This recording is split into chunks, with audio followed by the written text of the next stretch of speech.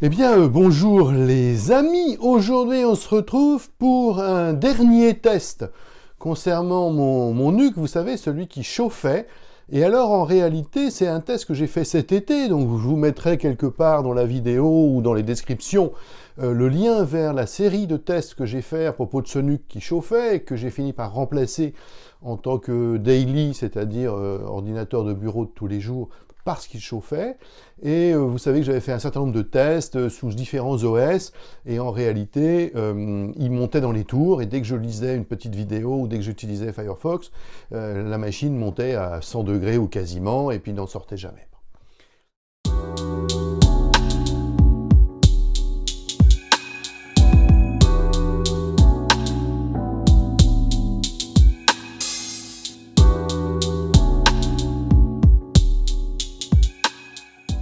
Et puis, en discutant de ça avec mon ami Niels, il me dit, mais en fait, c'est sans doute pas un problème d'OS, c'est peut-être tout bêtement une histoire de pâte thermique. Alors, pourquoi pas?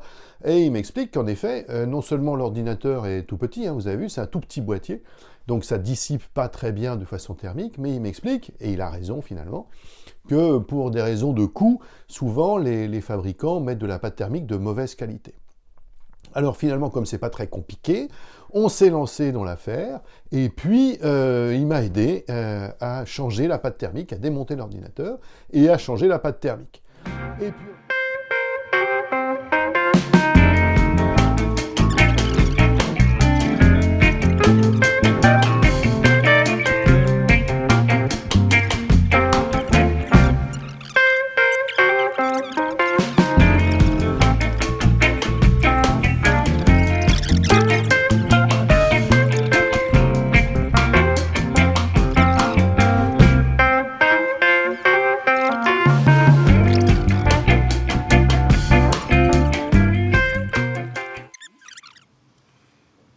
Un NUC. C'est marrant parce que tu vois, comme il est assez énorme le radiateur, tu vois dessous la partie refroidissement, là t'as les caloducs. Oui, je les vois les caloducs. Ils sont là. Et on a ici, là, avec le doigt, il y a la pile de BIOS, je pense. Oui. Bien, alors, next. Ils ne mettent même pas de la pâte thermique, ils mettent ce qu'on appelle un pad thermique. Oui. Ce qui coûte moins cher, mais dont les performances sont moindres. Et de toute façon, avec le temps, que ce soit la pâte thermique ou le pad thermique. D'un autre côté, c'est marrant parce que j'ai fait quand même quelques vidéos sur ce nuque, etc.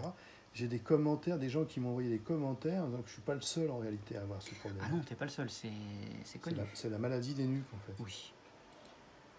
J'imagine que pour tout ce qui est petit, la dissipation de chaleur, c'est toujours compliqué.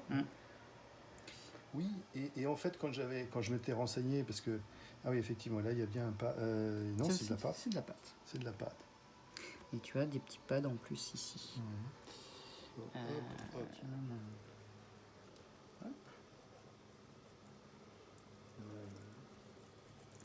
Déjà là, ce que je vais faire, c'est que je vais peut-être d'abord essayer d'en enlever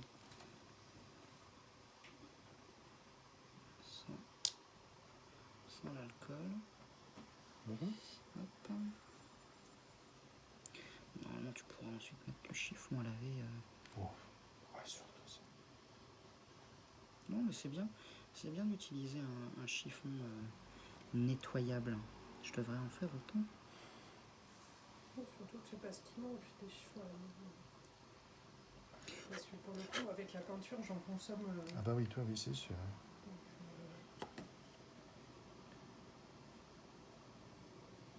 Et là, c'est CPU, GPU. De toute façon, le GPU est intégré. Hop. Ce qu'on va faire, vu qu'en plus, de toute façon, a priori, la seringue est neuve. Ouais, bah oui. Ce qu'on peut peut-être faire, c'est déjà d'une. On va y aller tout doucement.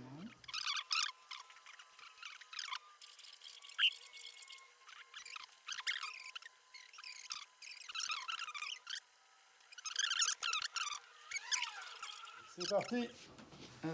Allez. Il te manque un clap.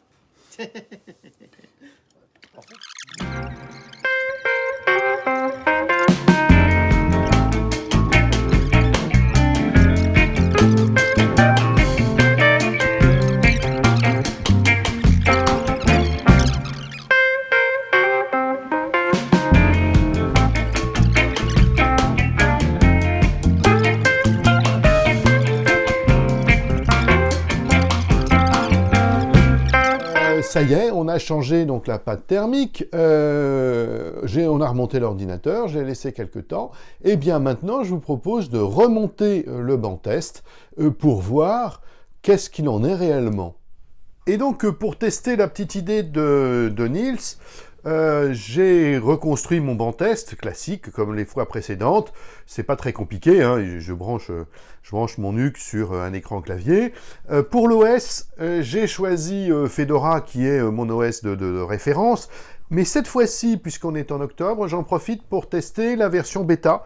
Donc ici, c'est une 33 en version bêta, comme vous le voyez là en haut à droite. Et puis, j'ai également réinstallé le fameux Bashtop qui me permettait de suivre l'évolution de la charge processeur et des températures. Et puis, j'ai repris la même vidéo. Et cette même vidéo, eh bien, je l'ai mise ici en qualité 8K. Et puis, on va voir ce qui va se passer. J'ai enlevé le son pour éviter tout un tas de problèmes, notamment liés aux droits sur YouTube. Et puis, on va voir ce qui va se passer. Et puis, en fait, ce qui se passe, c'est là, hein, c'est en bas à droite. Il faut regarder comment évolue la température en fonction de la charge processeur. Comme toujours, je vais laisser tourner ça pendant 1 minute pour voir la charge. Et puis, on arrêtera et on verra comment se fait la descente.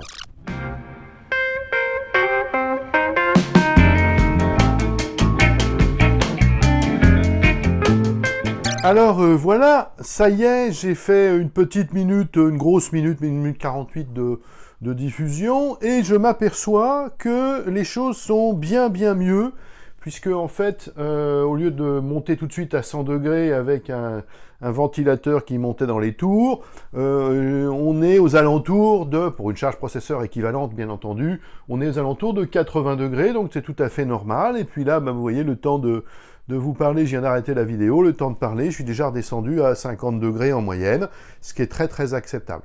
Donc voilà, le test est concluant, donc merci Niels pour cette bonne idée. Et finalement, c'est toujours les idées les plus simples qui sont les meilleures, à savoir, quand un ordinateur chauffe, il faut aller changer la pâte thermique.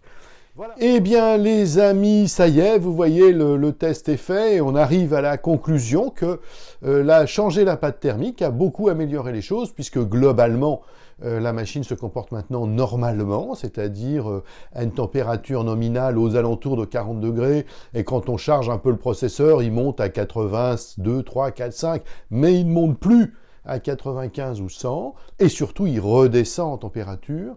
Donc c'était bien la pâte thermique, donc merci beaucoup Niels pour ton aide, et puis maintenant j'ai récupéré une machine, j'ai une petite idée de ce que j'ai envie de lui faire, on la retrouvera très bientôt pour de nouvelles aventures. Les amis, je vous remercie et je vous dis à très bientôt.